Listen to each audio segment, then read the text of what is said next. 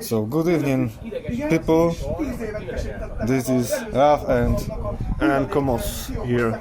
yeah, Komos asked me how about Ramos, and I think it will be nice if we could record our conversation because I believe there are many people interested.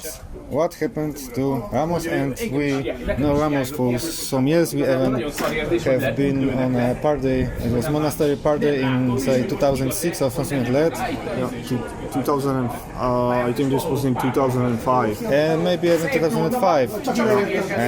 It was 17 years ago, so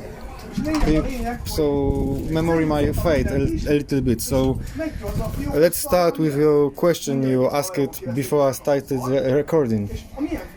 Yeah, well, I remember at the monastery party, let's say, we were drinking absinthe. Yeah, and everybody. And yeah, Ramos seems after the absinthe it caused him some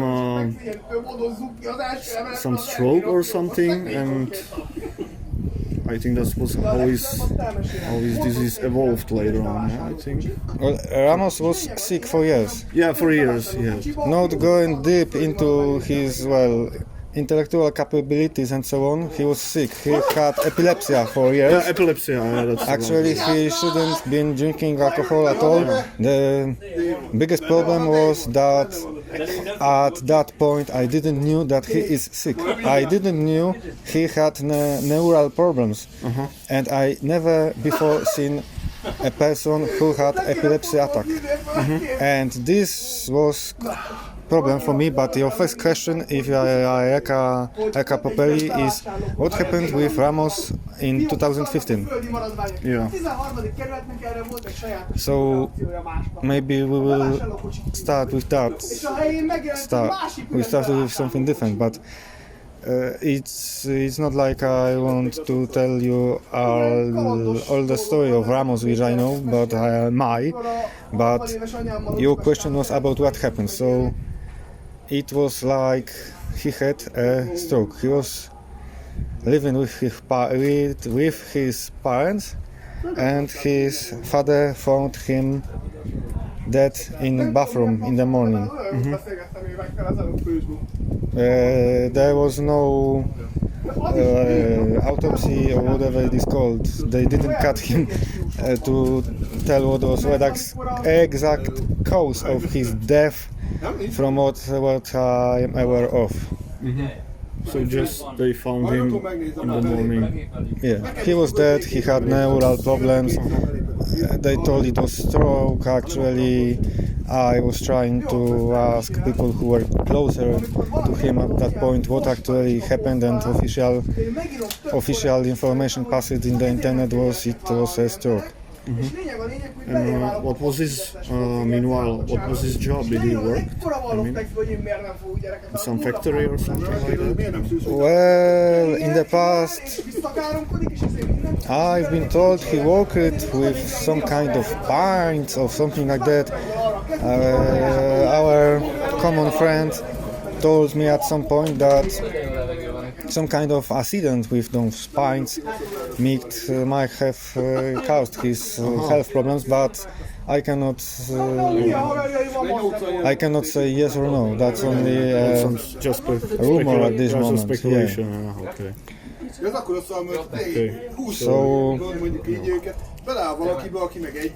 what's the story? And yeah, that monastery was like, he had first attack because he had this at least twice. Well, maybe we will move on a little bit because I'm afraid those laughs and other sounds and that Chinese language they call Hungarian here locally will be heard in our conversation. Okay. So it was like Ramos had attack in the night. He was knocking his head into frame of bed, and in the morning I told him about that. I remember that it was quite strange for me. You know, you are sleeping and you hear that somebody is knocking his head into bed. It was quite strange. But as I aforementioned, I never ever seen people with similar problems. And I told him about that, and he didn't care. And later on, he had second attack, and maybe third, because finally he fell.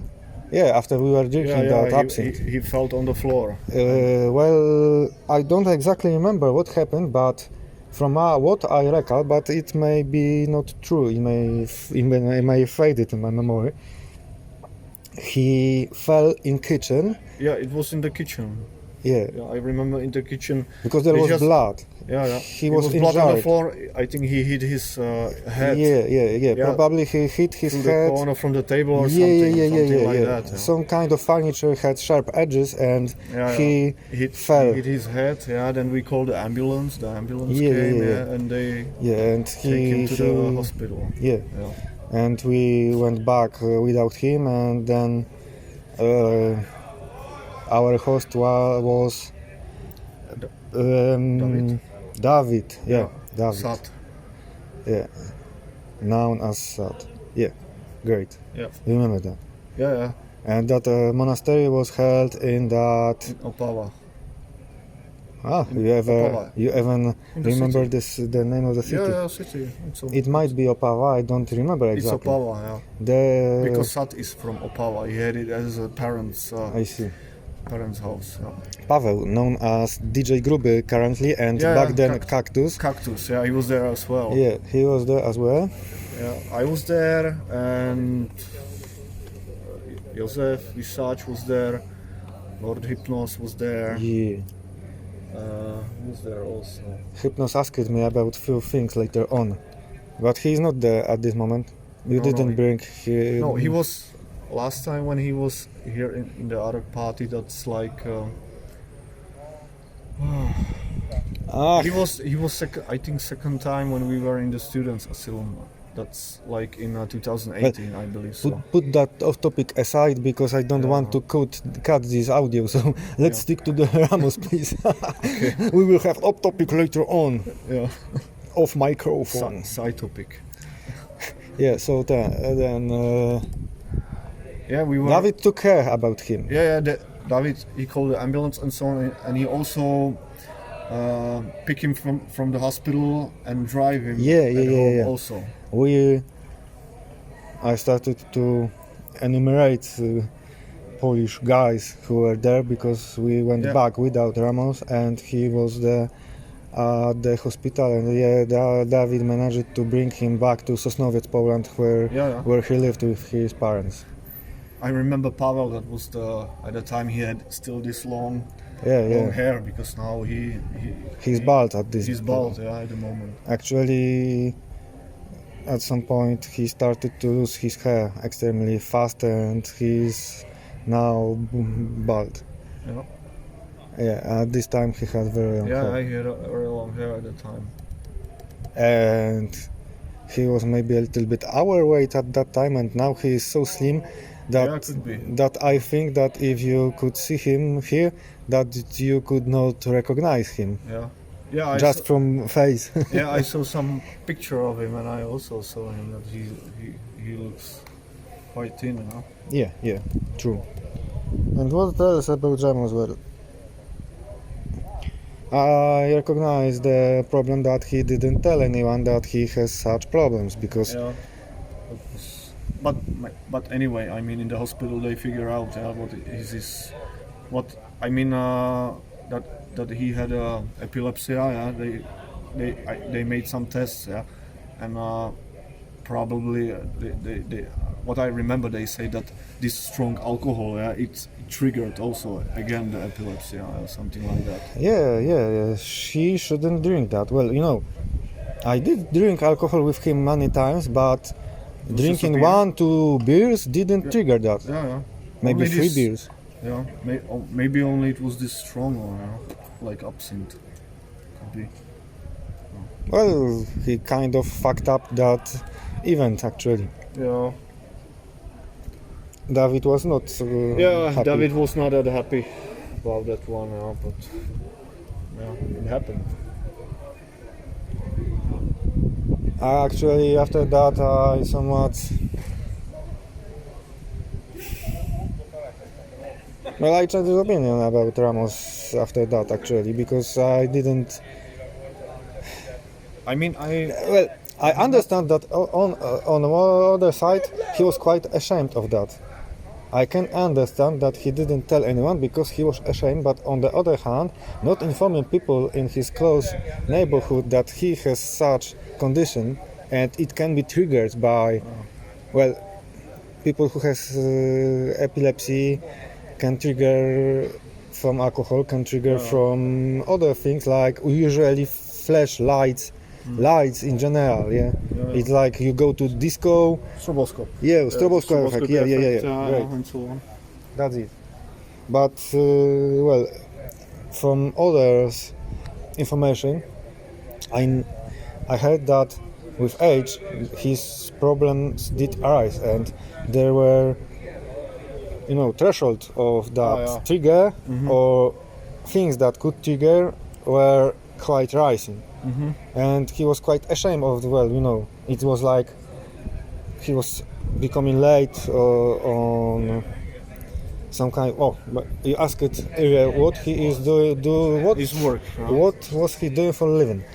So in his last years, he was working for local computer museum, and there were trips for schools, presentation for schools, some kind of conferences, meetings and so on, and people told me that more often and often it started to look like he was late and he was not tidy when he came, and it was like he probably had those attacks more and more often, and it was probably like he was walking on the pavement or something like that, and he fell into dirt or something like that. Yeah, so that's why he was. And after some time, maybe he got up and Yeah. And that's my speculation, of course, but in last years of his life, there as a book appeared. Bajty polskie, or Polish bites in English. But from what I know of, his capabilities as a writer, how bad his Polish actually was, and his overall intellect, it's impossible for him to write such a book. But there was co-author, and I think that Ramos actually supplied information for that book, but editorial was done by that second person, because otherwise that book would not be that good, and that book is actually very good. At this point, when it was released, it was probably best of its kind in Polish language. It was a book about Polish computers, Polish game development and so on. I must admit it's a very good book, and at the same time it's impossible that Ramos did it.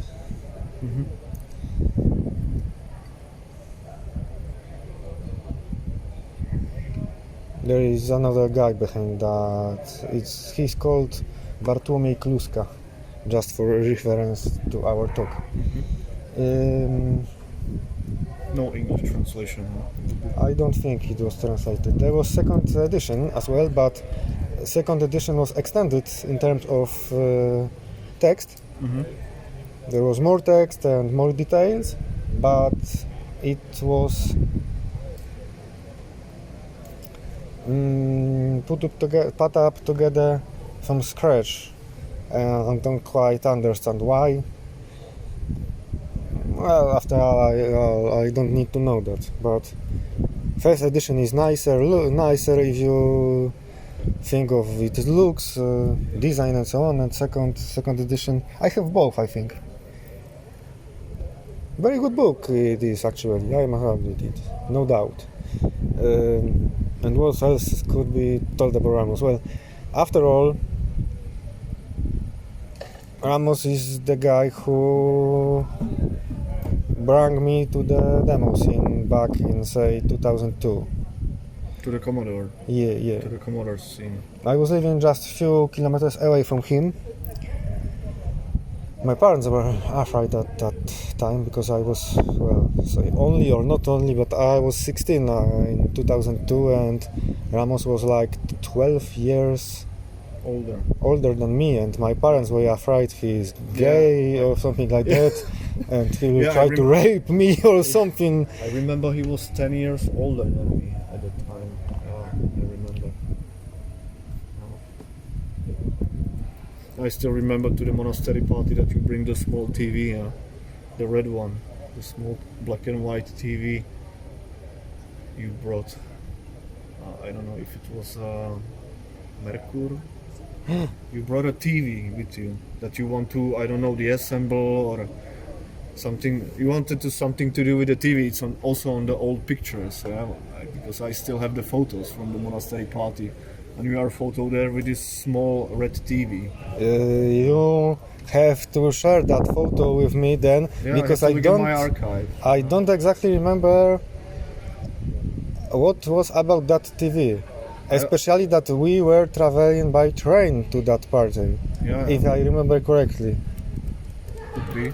We probably, well, you know, I was to few forevers at that time and so on, and those events mixed in my memory, but at that time I believe it was like we took bus to the Polish border and we took vlak or train to Opava. I believe it was this way. Yeah, I can look at my archive and try to find it, because there are a lot of pictures. If you have any further questions about Ramos, I might answer and go on. I think, well,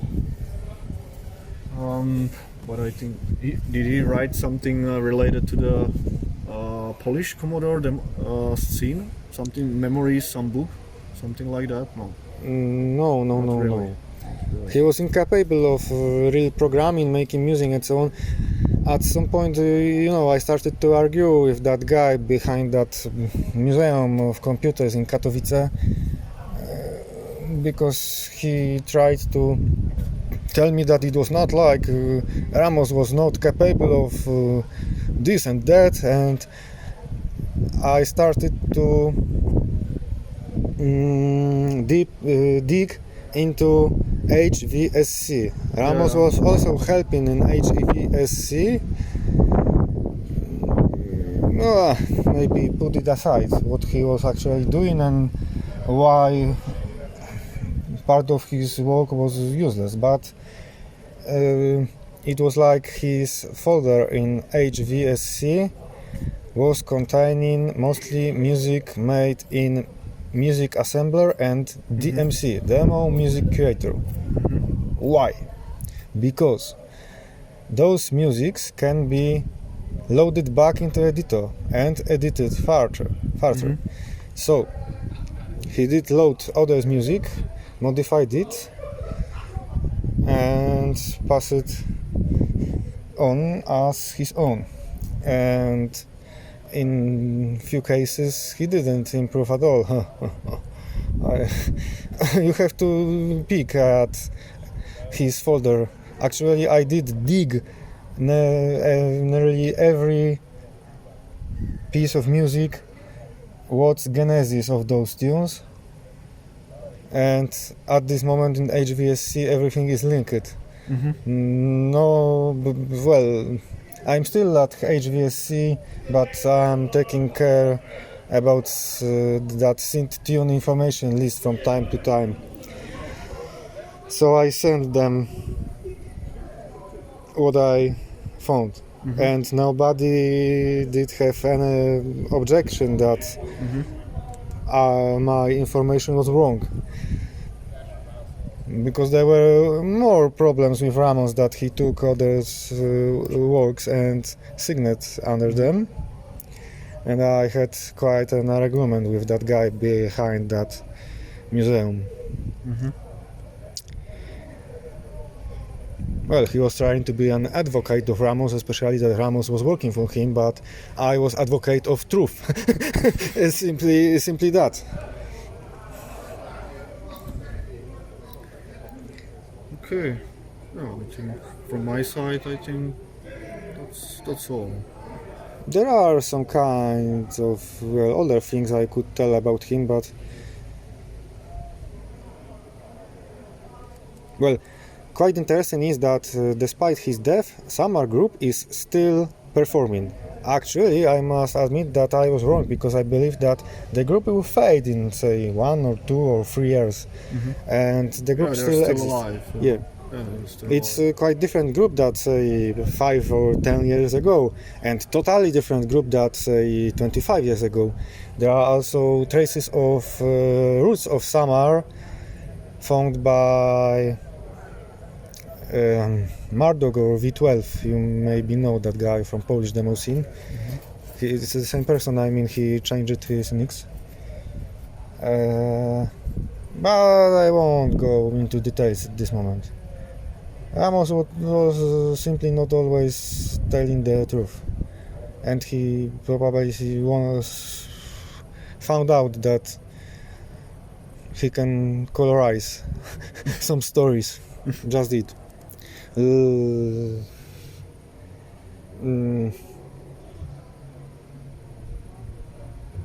So you can tell that Ramos was swapper.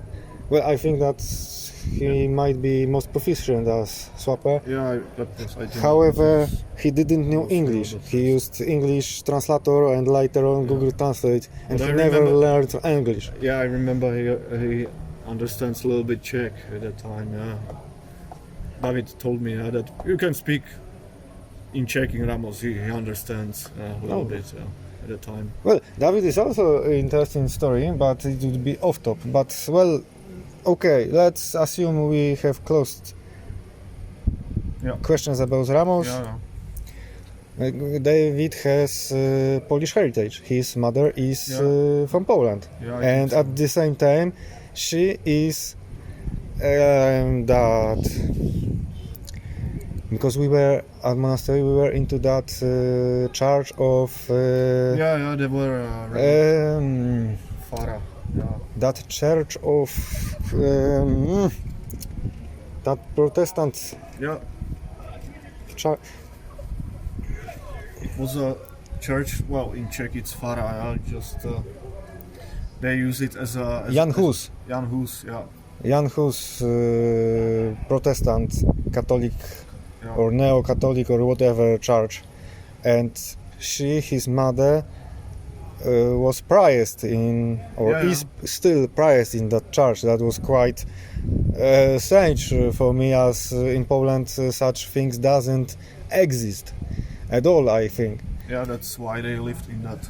And they lived in that. It was quite big house. Yeah. I remember that when there was that. I don't remember word for what we call msha. Yeah. That's mshe. That stuff. We had to be quiet because they were. Also, on Saturday, please be quiet. There's a. We had to be quiet for an hour or two, because they had their own prayers and so on. Yeah, that's true. That was good. And from I remember, David had very beautiful sisters. Yeah, it's also true. 2 sisters. Yeah. I can't recall their names. I also don't know. I only remember when I was I remember I was sleeping in one of them's bed, and when I woke up, they had picture of this Jesus Christ even in the bed. I just looked on the right, and there was a picture of Jesus on in the bed. Okay, I think the bed was quite small for me at the time. But I think the topic is exhausted. What do you think? Yeah. Should I press stop on the recorder? Yeah, you can stop it. The rest is history. Yeah, it's 25 minutes. I think I will make something useful of that. So thank you for this conversation. Thank you for recalling me details. Yeah, me And too. I think that if you stumble upon your archive, you will share photos from Yeah, that. I can share the pictures from the monastery party. Yeah. Well, they were in the past. They were on the C64CZ on the server, but since years ago we were somebody dropped our database. But I mean, we still have the pictures. I But see. then Peter has to redesign the whole web, and these archive pictures, I think they are not there anymore. Yeah, but anyway I have them. Yeah, I mean in my archive. Yeah, all see. these pictures from Sure. this monastery party. So I can send you the picture over Messenger example. Great. I'm particularly interested in what was going about with that TV you mentioned, because I barely remember there was some kind of TV. Whatever. Let's stop at this point. Thank you very much. Yeah, I will welcome, try to me too. publish it soon.